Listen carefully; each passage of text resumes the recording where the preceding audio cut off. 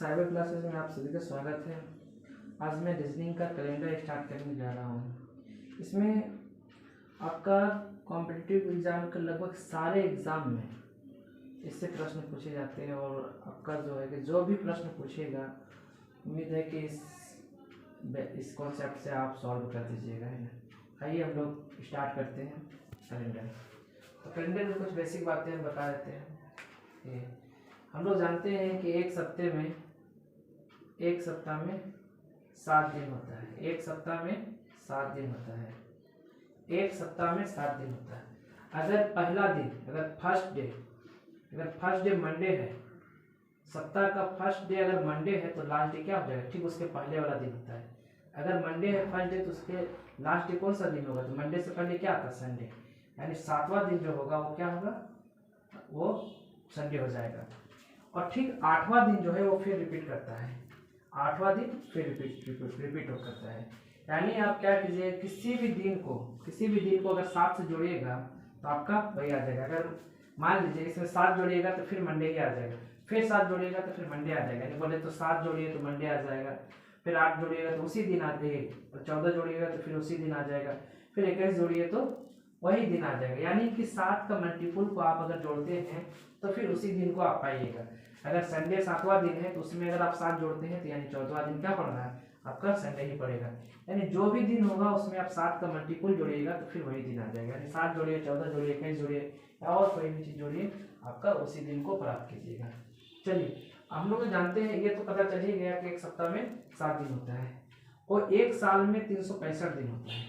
साल 2 प्रकार के होते हैं, एक होता है ऑर्डिनरी ईयर, एक होता है ऑर्डिनरी ईयर, एक होता है आपका ऑर्डिनरी ईयर और एक होता है लीप ईयर। एक होता है आपका लीप ईयर। ऑर्डिनरी ईयर में जो होता है वो 365 दिन होता है। ऑर्डिनरी ईयर में आपका 365 दिन होता है और लीप ईयर में आपका जाकर के 366 दिन होता है। ऑर्डिनरी ईयर में 365 दिन और लीप ईयर में आपका 366 दिन। बोला जाए तो ऑर्डिनरी ईयर में 52 सप्ताह एक दिन होता है। ऑर्डिनरी ईयर में जो होता है आपका 52 सप्ताह एक दिन होता है, जबकि लीप ईयर में 52 सप्ताह 2 दिन होता है। जबकि आपका लीप ईयर में 366 दिन होता है, यानी 52 सप्ताह 2 दिन होता है। ये आप याद रखिएगा। चलिए मैं क्वेश्चन पे जाता हूँ।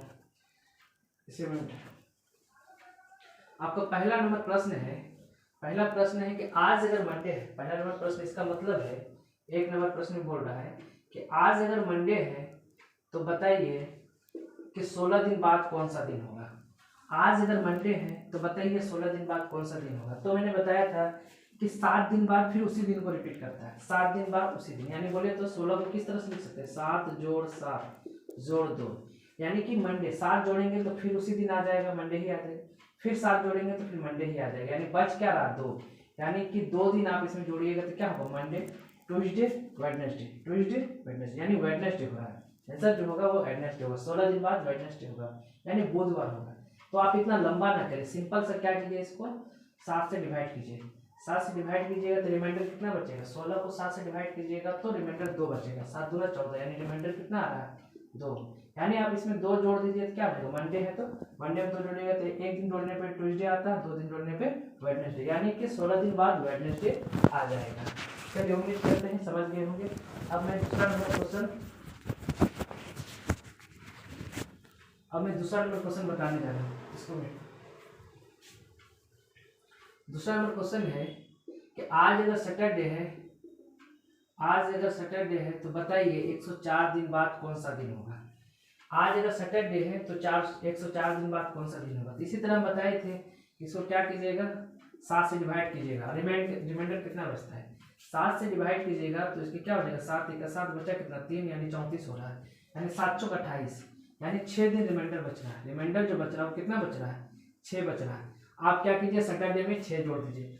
सैटरडे में 6 जोड़िएगा तो आपका फ्राइडे आ जाएगा।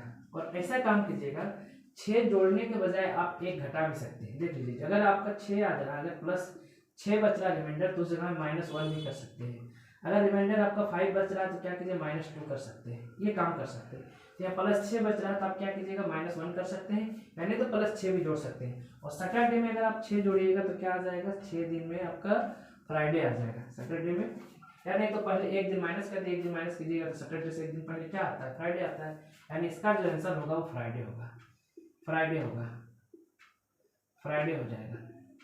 यानी आपका जो होगा सैटरडे, यानी आज अगर सैटरडे तो 104 दिन बाद फ्राइडे आएगा। उम्मीद करते हैं 2 नंबर भी समझ गए होंगे। तीसरा नंबर प्रश्न आप देखिए, तीसरा नंबर प्रश्न बोल रहा है, तीसरा नंबर तो ऑर्डिनरी ईयर का फर्स्ट और लास्ट डे में क्या होता है। तो याद रखिएगा ऑर्डिनरी ईयर का 3 नंबर क्वेश्चन है।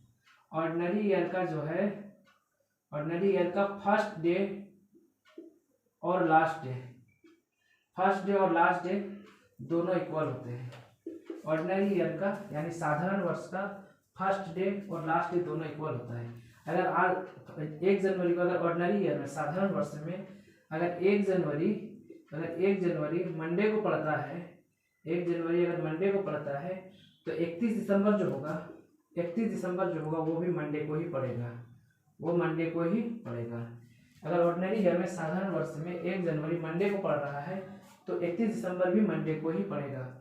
उम्मीद है आप समझ गए, इसलिए हमेशा याद रखिएगा ऑर्डिनरी ईयर का फर्स्ट डे और लास्ट डे दोनों ही क्या होता है, इक्वल होता है। चलिए अब मैं इसमें जा रहा हूँ। चौथा नंबर क्वेश्चन आपका जो बोल रहा है वो देखिए। चौथा नंबर प्रश्न बोल रहा है कि लीप ईयर का फर्स्ट डे और लास्ट डे क्या होता है। लीप ईयर में जो होता है, लीप ईयर में फर्स्ट डे और लास्ट डे इक्वल नहीं होता है, फर्स्ट डे और लास्ट डे इक्वल नहीं होता है। यानी अगर लीप ईयर में फर्स्ट डे मंडे है, लीप ईयर में 1 जनवरी को, लीप ईयर में 1 जनवरी को आपका मंडे है तो 31 दिसंबर आपका ट्यूसडे हो जाएगा, ट्यूसडे हो जाएगा। आप याद रखिएगा लीप ईयर में जो होता है अगर 1 जनवरी मंडे को पड़ रहा है तो 31 दिसंबर आपका ट्यूसडे हो जाएगा। लीप ईयर में आपका मंडे अगर 1 जनवरी को पड़ रहा है तो 31 दिसंबर आपका ट्यूसडे को पड़ेगा। यानी अगर 1 जनवरी सोमवार को है तो 31 दिसंबर मंगलवार को पड़ेगा। इस चीज़ को हमेशा याद रखिए। चलिए अब मैं 5वें नंबर क्वेश्चन पे जा रहा हूँ। 5वां नंबर प्रश्न बोल रहा है कि 15 अगस्त 1947 को कौन सा दिन था। 5वां नंबर प्रश्न बोल रहा है कि 15 अगस्त 1947 को कौन सा दिन था। 15 अगस्त 1947 को कौन सा दिन था। तो इसका तरीका जो है वो आप निकालने का तरीका मैं बता रहा हूँ कि याद रखिएगा ये 15 को क्या कीजिए 7 से डिवाइड कीजिए। ये दिन जो है ना 15 से, यानी 15 को 7 से डिवाइड कीजिएगा तो रिमाइंडर कितना बचेगा, तो 7 दूना 14, यानी 1 रिमाइंडर बच रहा है, रिमाइंडर 1 बच रहा है। उसके बाद क्या कीजिएगा, ये अगस्त तो महीना है ना, तो आप क्या कीजिएगा 1 जनवरी से स्टार्ट कीजिएगा और 1 जनवरी से आप जा करके जो है जुलाई तक जाइएगा, यानी अगस्त से पहले वाला महीना जो जुलाई होता है ना, आप जुलाई तक जाइएगा। 1 जनवरी जो है आपका जनवरी जो है आपका, देखिए जनवरी महीना में जो होता है, जनवरी महीना में आपका 3 दिन रिमाइंडर बचता है, जनवरी महीना में 3 दिन रिमाइंडर बचता है। फरवरी, ये आपका देख लीजिए, आपका ये जो है ये आपका देख लीजिए 1947 जो है लीप ईयर नहीं ऑर्डिनरी ईयर है। 1947 जो है आपका ऑर्डिनरी ईयर है। ऑर्डिनरी ईयर में जो है 29 नहीं 28 होता है, 29 नहीं क्या होता है 28 होता है। तो जनवरी में आपका क्या होता है 3 दिन रिमाइंडर बचता है, और फरवरी तो 28 होता है ना, तो क्या होता है देख लीजिए, जनवरी आपका 31 है तो 7 से डिवाइड कीजिएगा तो कितना होगा 3 दिन रिमाइंडर बचेगा। आपका 1947 ऑर्डिनरी ईयर है तो 28 महीना होगा, 28 महीना को 7 से भाग दीजिएगा तो 0 आ जाएगा रिमाइंडर। मार्च में आपका कितना आ जाएगा, मार्च 31 होता है तो इसको 7 से डिवाइड कीजिएगा तो रिमाइंडर 3 बचेगा। और उसके बाद जो है अप्रैल जो है 30 होता है, तो अप्रैल अगर 30 होता है तो इसमें क्या हो जाएगा 7 से डिवाइड कीजिएगा तो रिमाइंडर तो 2 बचेगा। उसी तरह से 2 बचेगा। और मई में आपका क्या है, मई तो आपका 31 है, तो 31 है तो इसमें क्या होगा 7 से डिवाइड कीजिएगा तो रिमाइंडर 3 बचेगा। उसके बाद जून हो जाता है आपका, जून जो है कि क्या होता है 30 होता है, इसको 7 से डिवाइड कीजिएगा तो रिमाइंडर 2 बचेगा। और उसी तरह से जुलाई 31 होता है और इसको अगर 7 से डिवाइड कीजिएगा तो रिमाइंडर जो है वो आपका 3 बचेगा।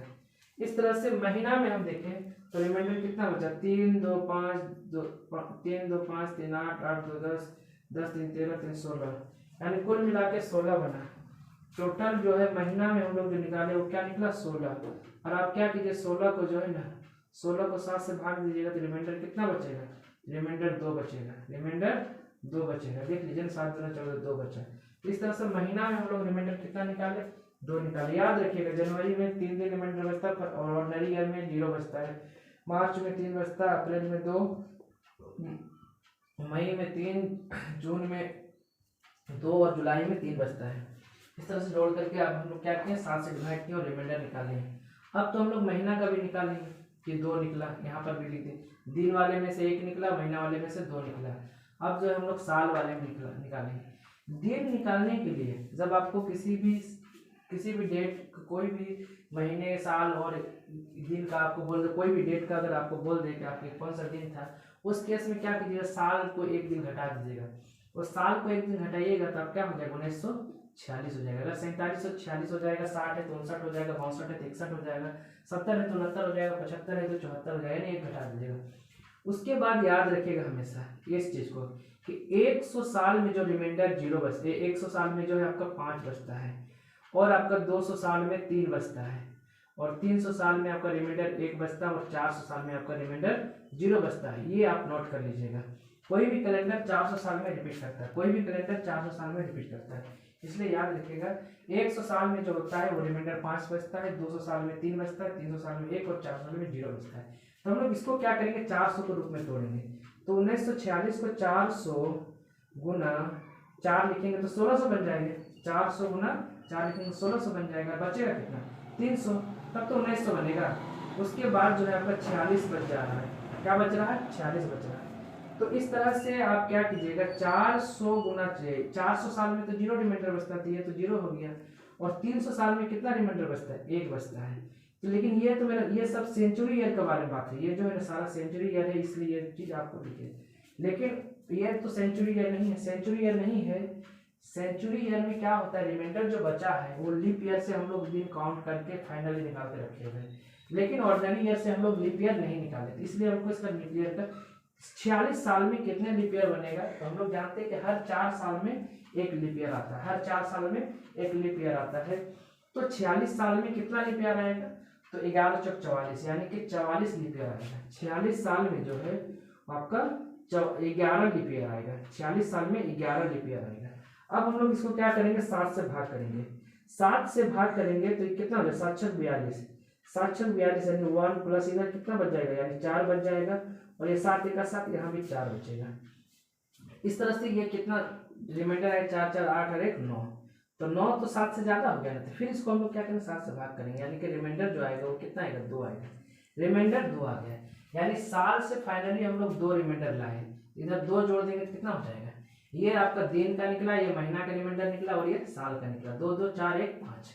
तो इस तरह से 5 जब आएगा ना, तो 5 जब आएगा तो इसका मतलब होता है कि अगर 1 है तो 1, अगर 1 आया तो समझ लीजिए वो मंडे है, 2 आया तो आप समझ लीजिए ट्यूसडे है, 3 आया तो वेडनेसडे समझ लेना है, 4 आया तो थर्सडे समझ लीजिएगा, 5 आया तो फ्राइडे समझ लीजिएगा, और 6 आया तो सैटरडे समझ लीजिएगा, और 7 से भाग दीजिएगा, 7 तो पूरा पूरा कट जाएगा, तो इस तरह से 0 रिमाइंडर आएगा। जब 0 आया तो समझ लीजिएगा वो संडे है, और आपके पास जो है रिमाइंडर कितना आया है, तो 2 2 4 और 1 5 आ रहा है ना, तो 5 किसको बता रहा है, 5 फ्राइडे को बता रहा है। याद रखिएगा, 1 मंडे को बताता है, 2 ट्यूसडे को, 3 वेडनेसडे को, 4 थर्सडे को, 5 फ्राइडे को, 6 सैटरडे को, 0 संडे को। तो आपके पास तो रिमाइंडर 5 आया, यानी फ्राइडे आया। क्या है, फ्राइडे। उम्मीद करते हैं ये भी आप समझ गए होंगे। चलिए इसका आंसर जो होगा 15 अगस्त 1947 फ्राइडे के दिन पड़ा था। चलिए इसको हम, आप स्क्रीनशॉट ले लें, इसको मैं मिटाने जा रहा हूँ। चलिए अब मैं नेक्स्ट क्वेश्चन इस पे जा रहा हूँ।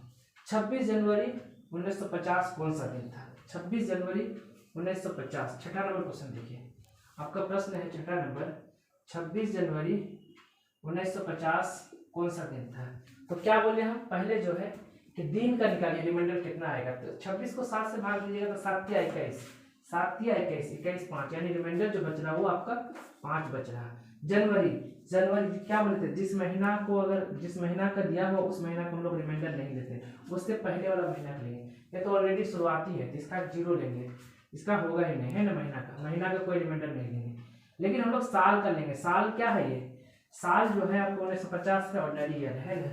लेकिन क्या बोले थे कि जब दिन निकालना हो किसी भी दिन को, अगर कौन सा दिन है उस डेट का दिन निकालना हो तो उस केस में क्या करना पड़ता है, एक कम करना पड़ता है।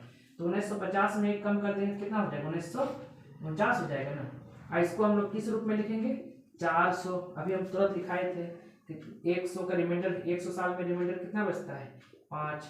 200 साल में रिमाइंडर कितना बचता है, तो बोले 3। 300 साल में रिमाइंडर कितना बचता है, 1। और 400 साल में रिमाइंडर कितना बचता है, 0। और ये हर कैलेंडर जो है 400 साल में रिपीट करता है। तो इसको हम लोग किस तरह से लिख सकते हैं, 400 गुना 4 1600 हो जाएगा। कितना बच गया, 300। 300 यहाँ पर जोड़ दिए। अब कितना रिमाइंडर बचेगा, 49। देखिए 4 गुना 4 1600, 16 3 1900, 1900 और 49 हो गया। लेकिन मेरा जो ये जो कैलकुलेशन क्या हुआ है, ये जो क्या हुआ इसमें क्या है, जितना भी सेंचुरी ईयर है उनका क्या हुआ है, और ये 49 मेरा सेंचुरी ईयर नहीं है, इसलिए इसमें लीप ईयर जो निकालेंगे इसका अलग से हमको निकालना पड़ता है। तो इसका तो 0 हो जाएगा, 300 का एक दिन होता है, और इसमें लीप ईयर कितना होगा, 49 का हर 4 साल में एक लीप ईयर आता है। तो 49 साल में कितना लीप ईयर आएगा, तो 48 साल में 12 बनता है 49 में, यानी कि 12 लीप ईयर निकलेगा। अब इसको 7 से डिवाइड कीजिए, 7 से कटाइएगा इसको तो 7 49 यानी 7 आ जाएगा, और 12 को 7 से भाग दीजिएगा तो 5 आएगा रिमाइंडर। इस तरह से 5 और 7 12 और 1 13 13 जो आया। अब 13 को 7 से भाग दीजिएगा तो रिमाइंडर कितना आएगा, 6 आएगा। रिमाइंडर जो आएगा वो 6 आएगा। अब क्या कीजिए आप, आपका महीना दिन से कितना 5 रिमाइंडर बचा था, इधर से 6 रिमाइंडर बचा, तो कुल मिला के कितना हो गया, 6 5 11। 11 बोले तो 11 को आप 7 से भाग दीजिएगा तो रिमाइंडर कितना आएगा, 4 नहीं आएगा, 7 के साथ यानी 4 है। और हम आपको बताए थे अभी कि 1 के लिए मंडे लेना है, 2 के लिए ट्यूसडे लेना है, और 3 के लिए वेडनेसडे लेना है, और 4 के लिए थर्सडे लेना है, 5 के लिए फ्राइडे लेना है, 6 के लिए सैटरडे लेना है, और 0 के लिए संडे लेना है। आपका तो यहाँ रिमाइंडर 4 आया है। 4 किसको बता रहा है, थर्सडे को, यानी 26 जनवरी 1950 जो था वो थर्सडे के दिन था। किस दिन था, थर्सडे के दिन। थर्सडे यानी बोले तो बृहस्पतिवार, यानी कि 26 जनवरी 1950 जो था वो थर्सडे था। उम्मीद करते हैं ये भी आप समझ गए होंगे। अब मैं इसे मिटा रहा हूँ। चलिए आपका 7वां नंबर प्रश्न जो है वो इस तरह से है, बोल रहा है, देख लीजिए अभी 7वां नंबर प्रश्न जो है आपका वो बोल रहा है कि 1 जनवरी 001 1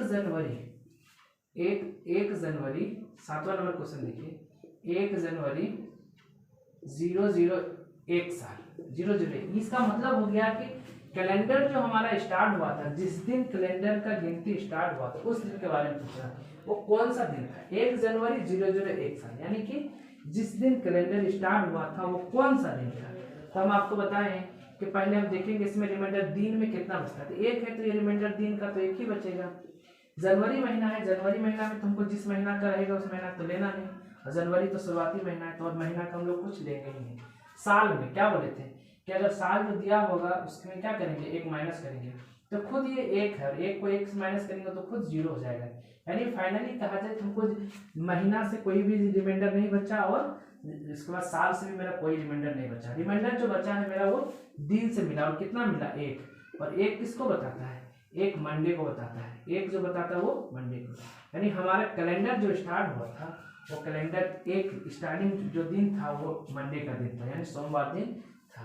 चलिए उम्मीद करते हैं 7वां नंबर भी आप समझ गए होंगे। अगर आपसे पूछा जाए कि कैलेंडर जो स्टार्ट हुआ था तो पहला दिन कौन सा था, तो आप हमेशा बताइए कि मंडे का दिन था। चलिए मैं आगे बढ़ रहा हूँ। 8वां नंबर प्रश्न, 8वां नंबर प्रश्न है आपका कि 10 मार्च 2011 को सैटरडे है। 10 मार्च 8वां नंबर प्रश्न देखिएगा, 10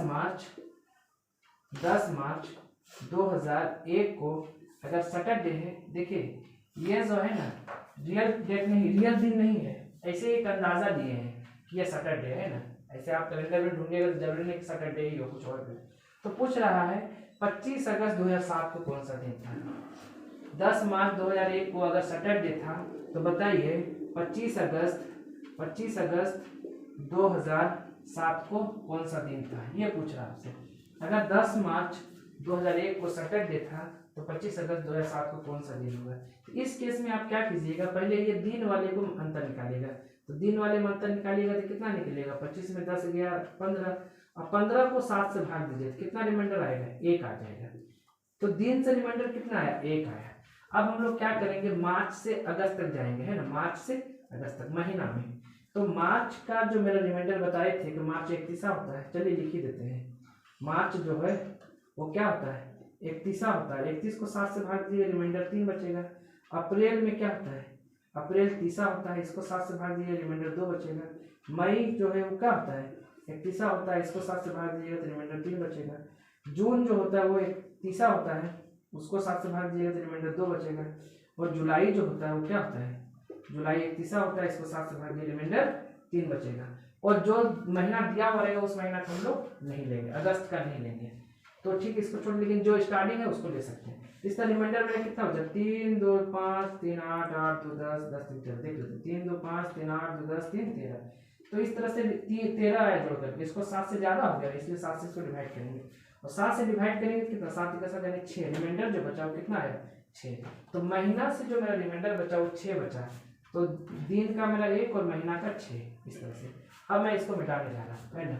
चलिए अब मैं इससे साल का निकालता हूँ। तो 2001 तो मेरा ऑर्डिनरी ईयर है, 2001 मेरा ऑर्डिनरी ईयर, तो इसमें तो 1 दिन बचता है, याद रखिएगा ऑर्डिनरी ईयर में 1 दिन से रिमाइंडर बचता है, जबकि लीप ईयर में 2 दिन बचता है। 52 सप्ताह 1 दिन होता है ना, तो इस तरह से 1 दिन रिमाइंडर बचता है, जबकि लीप ईयर में 2 दिन। तो 2001 में 1 दिन बचेगा, 2002 भी ऑर्डिनरी ईयर है तो 1 ही बचेगा, 2003 भी ऑर्डिनरी ईयर है तो 1 बचेगा, 2004 भी क्या 2004 तो लीप ईयर है तो यहाँ 2 बचेगा, 2005 जो है आपका ऑर्डिनरी ईयर है तो 1 बचेगा, 2006 आपका क्या ऑर्डिनरी ईयर तो 1 बचेगा, और 2007 तो निकालना है, जिसको निकालना है उसको लेना नहीं है ना। इस तरह 2 1 3 4 5 6 7 साल से मेरा 7 बन गया, क्या बन गया जोड़ करके 7, 7 को 7 से भाग दिए रिमाइंडर 0 बच जाएगा। इस तरह से इसको कुछ करने की जरूरत नहीं, रिमाइंडर इसको जोड़ने की जरूरत ही नहीं, या जोड़ सकते 0 कोई दिक्कत नहीं। तो फाइनली रिमाइंडर जो बना 1 6 7 7 बना, 7 को 7 से भाग दिए रिमाइंडर तो 0 आएगा, यानी कि 25 अगस्त 2007 भी सैटरडे ही होगा। क्या होगा सैटरडे ही, वही दिन सेम डे हो जाएगा, क्योंकि ये 7 का मल्टीपल है। चलिए उम्मीद करते हैं 8 नंबर आप समझ गए होंगे। 9 नंबर आप बताने जा रहा हूँ, 9 नंबर आपका प्रश्न जो है वो ये है। 9 नंबर यहाँ दिया हुआ है, 9 नंबर बोल रहा है कि 12 मार्च 2011 वेडनेसडे है डे था, तो बताइए 30 अगस्त 2015 कौन सा दिन था। 12 मार्च 2011 अगर वेडनेसडे था, बुधवार था, तो बताइए 30 अगस्त 2015 कौन सा दिन था। तो बताइए कि पहले इसका अंतर निकालिए, अंतर निकालिए, इसका तो 18 आएगा, और 18 को 7 से भाग दीजिएगा तो रिमाइंडर 7 दूनी 14 4 बचेगा, रिमाइंडर कितना 4 है, यानी कि दिन से मेरा रिमाइंडर 4 है। अब हम महीना से निकालेंगे, तो मार्च में कितना बचता है जी रिमाइंडर, मार्च में रिमाइंडर तो 31 है ना, 31 को 7 से भाग दीजिएगा तो 3 आएगा।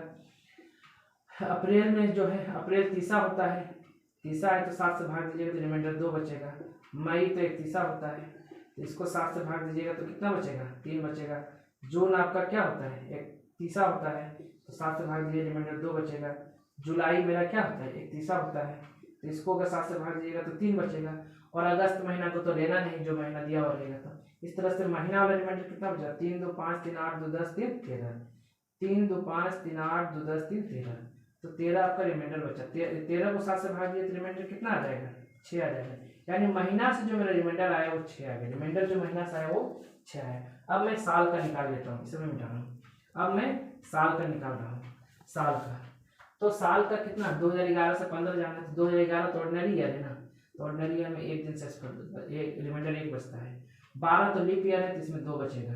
13 ऑर्डिनरी ईयर है तो 1 बचेगा। 14 ऑर्डिनरी ईयर है तो 1 बचेगा। 15 को तो लेना नहीं है, जो साल लास्ट में दिया उसको नहीं। इस तरह से 1 2 3 3 4 4 1 5, यानी कितना आ गया साल से मेरा 5 निकला। यानी कि रिमाइंडर जो हम लोग जो निकाले हैं, ये दिन वाला है, ये महीना वाला और ये साल वाला है।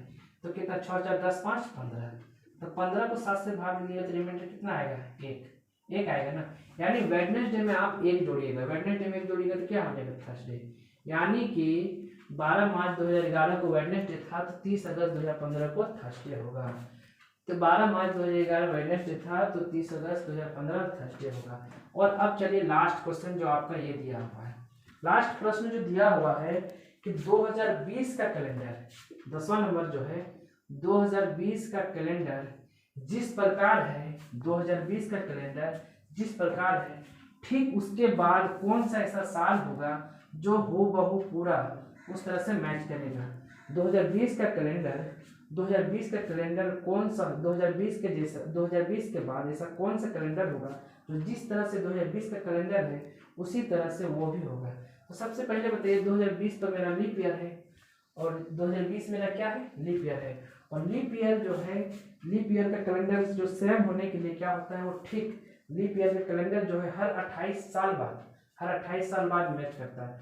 यानी 2020 का जिस तरह से कैलेंडर है उसमें अगर 28 आप जोड़ दीजिएगा तो कितना हो जाएगा 2048। यानी कि 2020 का कैलेंडर जिस तरह से है डिट्टो उस तरह का क्वेश्चन आप देखिएगा, कैलेंडर देखिएगा तो वो 2048 में मिलेगा। यानी 2048 का कैलेंडर और 2020 का कैलेंडर सेम होगा। तो याद रखिएगा हमेशा कि लीप ईयर का कैलेंडर जो होता है हर 28 साल बाद रिपीट करता है। 28 साल बाद पूरा जिस तरह से ईयर कैलेंडर है उस तरह से वो भी कैलेंडर मिलेगा। यानी 20 का कैलेंडर जिस तरह से उसी तरह 48 भी मिलेगा। चलिए उम्मीद करते हैं कि आप लोग इसको बेहतरीन तरीके से समझे होंगे। अगर इस तरह से यहाँ पर अगर किसी भी तरह का आपको समझ में दिक्कत हुआ हो तो आप ज़रूर बताएं, है ना। धन्यवाद।